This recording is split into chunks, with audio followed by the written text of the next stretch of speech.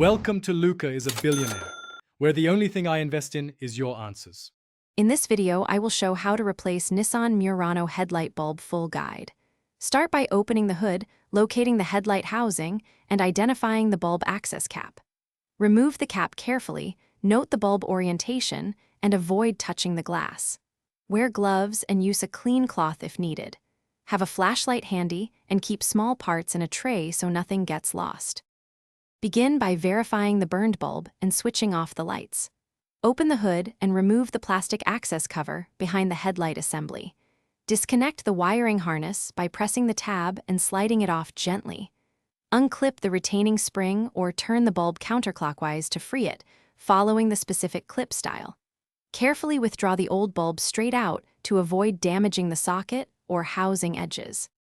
If you're finding this helpful, please subscribe and like the video to support the channel. Quick recommendation: musical notes bring your space to life with the Echo Dot smart speaker. Check the link in the description for that product and other deals. It makes hands-free steps easier while you work. I appreciate the support and hope it helps your project. Now let's get back to the video. Handle the new bulb by its base and align it to the socket groove, inserting it without forcing.